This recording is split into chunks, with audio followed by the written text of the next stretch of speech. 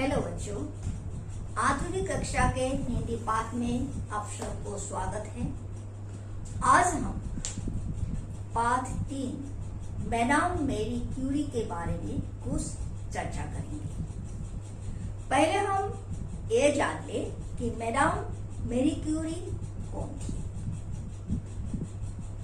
Madam Marie Curie विज्ञान जगत के एक ऐसी सूर्य थी जिसके न होने से आज विज्ञान का जगत बहुत पीछे रह जाता। आप यही समझ लीजिए कि मैडम मैरी क्यूरी विज्ञान जगत के एक सूर्य के समान थी जिसके न रहने से विज्ञान जगत आज बहुत पीछे रह जाते। ठीक है। मैडम मैरी क्यूरी की कहानी एक संघर्ष की कहानी है, जीवन आदर्शों की कहानी है और एक मात्र ऐसी विलक्षण महिला वैज्ञानिक थी जिन्होंने 2 बार नोबेल पुरस्कार प्राप्त किया था और समस्त विश्व को आश्चर्यचकित कर दिया था। आज हम उनके भाग्य को सहारते हैं, लेकिन जिन भाग्यों को हम सहारते उन दिनों को उन्होंने इतने कष्ट से, इतने श्रम से व्यतीत किए थे कि हम सोच नहीं पाएंगे, क्योंकि उस दर्जा को पाने के लिए उन्होंने अपने जीवन में इतना कुछ संघर्ष किया, इतने कुछ त्याग किए थे कि ये हम सोच भी नहीं सकते हैं। तो ठीक है। बचपन में उसका नाम था मारिया स्कोलोदोवस्का। क्या था नाम? मारिया स्कोलोदोवस्का। और लोग या दोस्त उन्हें प्यार से मान्या कहते थे। उसका जन्म पोलैंड में हुआ था और उनके पिता माता दोनों ही अध्यापक थे, यानी बच्चों को पढ़ाते थे। 24 साल की उम्र तक वो अपने स्थान में ही रही, यानी जन्म स्थान में ही रही। वो हाई स्कूल और स्नातक परीक्षाओं में प्रथम श्रेणी में उत्तीर्ण हुई और पेरिस सोरोविन विश्वविद्यालय में उन्होंने क्या किया था, नामांकन करने का निश्चय किया था, लेकिन आर्थिक स्थिति ठीक न होने की वजह से, इसका मतलब पैसे घर में अधिक न रहने की वजह से, उनके पास पैसे कम रहने की वजह से वो उसमें दाखिला न दे पाई।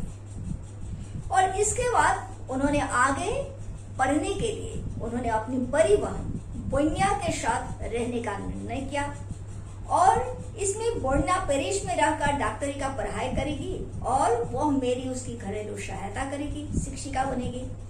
और इस तरह उन्होंने 4 वर्षों तक घरेलू शिक्षिका के रूप में भी काम करती रही। और इसके बाद उनको पेरिस से उनका बहन का बुलावा आया और वह एक नए भविष्य के लिए चल पड़ी। पेरिस में कुछ दिन तक वो अपनी बड़ी बहन के पास रही, लेकिन आर्थिक स्थिति न ठीक होने की वजह से और उसका सुविधाजनक रहने की कोई सुविधाजनक जगह न पाने की वजह से वो एक 6वीं मंजिल पर एक कमरा लिए और गर्मी और जो कमरा गर्मी में अधिक गर्म रहते थे और ठंडी में अधिक ठंड रहते थे, फिर भी वो सब कुछ सहन करती थी, क्योंकि उसके मन में एक अदम्य इच्छा हमेशा बरकरार रहती थी कि उसको कुछ करेंगे, वह संसार के लिए कुछ करेंगे, अपने लिए कुछ करेंगे और वह इस संसार में आई है, इसका नाम वो क्या रख कर जाएंगे। इसके बाद उन्होंने पियरे क्यूरी से शादी कर ली। पियरे क्यूरी भी एक विज्ञान के छात्र थे। इसके बाद उनकी 2 बेटी भी हुई, आयरिन और ईव, लेकिन वो अपने सांसारिक काम में ही व्यस्त रहे।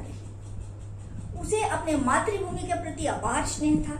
वे अपनी बेटियों को पोलिश भाषा भी सिखाई थी और वह कभी कभार पोलैंड की सैर भी करवाती थी। इसके बाद उन दंपतियों ने, यानी मान्या और पियरे क्यूरी दोनों ने मिलकर एक ऐसी प्रयोगशाला यानी लेबोरेटरी का निर्माण किया और जहां उन्होंने शुद्ध यूरेनियम की जगह यूरेनियम खनिज से सक्रियता अधिक होती है, यह सिद्ध करने के लिए उन्होंने उस प्रयोगशाला में काम करने लगे। और ऑस्ट्रिया सरकार से उन्होंने कुछ सहायता भी मांगी। ऑस्ट्रिया सरकार ने उसकी सहायता भी की। और क्यूरी दंपति का यह शोध कार्य धैर्य, अध्यवसाय और आत्म उत्सर्ग की कहानी है। वो दिन वर्ष भर तक वो काम करते रहे। कई दिन रासायनिक पदार्थों को बड़े बड़े पात्रों में उबालने और इसके परिष्करण का काम उन लोग करने लगे। और इसके बाद 2 महीने तक दो दंपतियों ने मिलकर ये सारे काम करते रहे। उनका शरीर में बीमारी आ गई। उन्हें भूख प्यास का, सोने का कोई समय न था। और परिणाम स्वरूप क्या हो गया था, उसके शरीर में टीबी के लक्षण दिखाई पड़े थे। और 3 महीने तक वो बिस्तर में पड़ने लगे। और इसके बाद भी वो विचलित न हुई। उन्होंने कामों को न रोका। थोड़ा सा स्वस्थ होने के बाद ही वो फिर से काम करने लग गए और पूरे मानसिक उद्यम के साथ काम करने लगे। और इसके बाद जाकर कुछ ग्राम पदार्थ उनके हाथ लगे। और इन पदार्थों से शोध कार्य उस अज्ञात तत्व की ओर मोड़ गया। और अंततः शोध कार्य सफल हुआ और एक नए तत्व की खोज की और जिसे पोलेनियम नाम रखा गया। कुछ महीने बाद उन्होंने रेडियम की खोज की। आप लोग जानते हैं रेडियम विज्ञान जगत के एक महत्वपूर्ण चीज होती है। आज जितनी भी बड़े बड़े बीमारियां होती है ना, रेडियम के जरिए ही क्या करते हैं, ठीक करते। रेडियम यानी एक्सरे मशीन देखा है ना, ये भी रेडियम के जरिए ही किया जाता है। अगर रेडियम ना होता, जब तक रेडियम का खोज ना होता था, तब तक हमारे शरीर के भीतर कहाँ कुछ होता था, कहीं कुछ हड्डी वगैरह टूट जाते थे या कुछ होते थे मांसपेशियों के अंदर या हमारे शरीर के अंदर जितने भी अंग है उसमें कुछ खराबी भी हो जाते थे, पहले हमें पता न चलता था। और इसके पहले वे लोग रेडियोधर्मिता की खोज कर चुके थे। उनकी यह खोज हेनरी बेकरेल की महत्वपूर्ण खोज पर आधारित थी। और उससे भी महत्वपूर्ण बात यह कि रेडियम कैंसर जैसे जानलेवा बीमारी पर बहुत प्रभावकारी होता है। आज भी लोग क्या करते, केमो जो चलान के जरिए दिया जाता है रोगियों को, कैंसर रोगियों को, इसके बाद क्या होता है, रेडियम थेरापी के जरिए भी क्या करते हैं, उस जगह पर रेडियम देकर भी लोगों को क्या करते हैं, बीमारी का उपचार करने की डॉक्टर कोशिश करते हैं। क्यूरी दंपति इन खोज कार्यों को चलाते समय उन्हें अधिक से अधिक अनेक कठिनाइयों का सामना करना पड़ा, क्योंकि उनके पास उपयुक्त प्रयोगशाला यानी लेबोरेटरी ही नहीं थे। वो अपने आप अपने घर में ही, अपने कमरे में ही प्रयोगशाला बनाकर रखे थे। न पर्याप्त उपकरण थे और न पर्याप्त में कच्चे खनिज यानी सामान ना हो तो वो खोजे किसे। और प्रयोगशाला में गैस निकासी की व्यवस्था भी न थी और ये वातावरण दूषित और अस्वास्थ्यकर भी बन गया था। और इसका ज्यादा असर उन दोनों के शरीर पर पड़ा। और इसके बाद जाकर 1903 को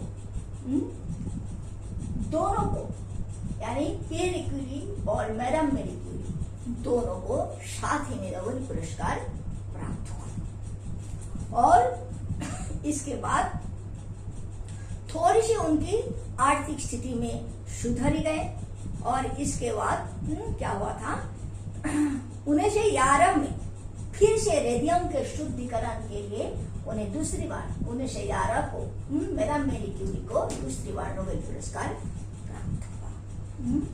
और उन्हें 2 बार नोबेल पुरस्कार प्राप्त हुआ ही था। उनके जीवन में कुछ सुधार आया ही था। आर्थिक कठिनाइयों का सामना करते करते कुछ अच्छे दिन उनके जीवन में हाथ लगे ही थे कि अधिक दिनों तक उनका सुख कायम न रहे। और अचानक एक सड़क दुर्घटना में पति पियरे क्यूरी की मृत्यु हो गई। लेकिन फिर भी मैडम मेरी क्यूरी बैठी न रही। अपने दुख को छिपाकर, कष्ट को छिपाकर वो विज्ञान जगत को कुछ देने के लिए हमेशा कोशिश करती रही।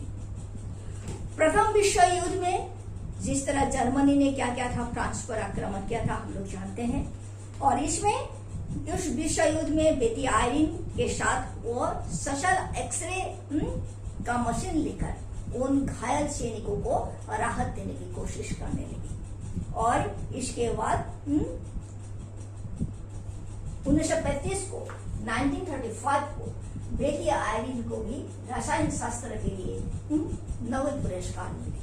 और चौथी बेटी ईव को 1965 में शांति के लिए नोबेल पुरस्कार मिले। तो देखा जाता है कि मैडम मेरी क्यूरी की जो क्या है पूरी फैमिली है, ये पूरी फैमिली क्या है नोबेल पुरस्कार प्राप्त है। ऐसा कहीं पूरे विश्व में कहीं दिखाई नहीं देते कि एक परिवार के पूरे सदस्य नोबेल पुरस्कार का हकदार बन गए हैं। मैडम मेरी क्यूरी को 2 बार मिले, पति पेरी क्यूरी को 1 बार मिले, बेटी आयरीन को रसायन शास्त्र के लिए 1935 को मिले और चौथी बेटी ईव को 1965 में शांति के लिए मिले। प्रसिद्धि और ख्याति के कुछ कालों पहले भी होते हैं, काले पहले, और काले पहले का मतलब होते हैं दुख। दुख रेडियोधर्मी पदार्थों से निकली हुई किरणें बहुत तीक्ष्ण होती हैं और इसलिए आप लोग देखिएगा जब आप एक्सरे क्लिनिक पर जाते हैं और जो व्यक्ति आपको एक्सरे करते हैं ना वो कुछ पहन लेते हैं ताकि वो रश्मि उसे घायल न करते, उसे घायल न करते। इससे जीवित कोशिकाओं के नष्ट होने की संभावना भी रहती है। अधिक समय रेडियोधर्मी पदार्थों के बीच रहने के कारण मेरी को क्या हो गया था, एनीमिया और थकान का अनुभव। एनीमिया होने से उसके शरीर में रक्त का कम होने लगे, उसे थकान का अनुभव भी होने लगे और अंत में 4 जुलाई 1934 को मेरी क्यूरी का निधन हो गया। हम लोग अल्बर्ट आइंस्टाइन विख्यात वैज्ञानिक के बारे में जानते हैं। उन्होंने मेरी की जो निधन हो गया था, देहांत हो गया था, तब दुख प्रकट करते हुए उन्होंने कहा था दुनिया की प्रसिद्ध हस्तियों में से एक ऐसा नाम है जो आजीवन बेदाग रहा। यानी आजीवन बेदाग रहा मतलब लोग अपने अपने क्षेत्र में काम करते हैं लेकिन बेदाग नहीं रहते। वो अपने स्वार्थ के लिए, अपने अहम के लिए कुछ ना कुछ अवश्य ही गलत कर देते हैं। लेकिन मेरी क्यूरी और पेरी क्यूरी, ईव आयरीन और ऐसे व्यक्ति थे जिन्होंने स्वार्थ के लिए नहीं सिर्फ त्याग के थे, पूरे समाज के लिए, देश के लिए, विज्ञान जगत के लिए। तो ठीक है, इस तरह आज हम मेरी क्यूरी के बारे में कुछ चर्चाएं की और इस तरह हम अपना पाठ समाप्त करते हैं। आशा रखते हैं आप मेरी क्यूरी इस बात को अवश्य पढ़ेंगे और विज्ञान जगत की इन हस्तियों को अच्छी तरह जानने की कोशिश करेंगे। धन्यवाद।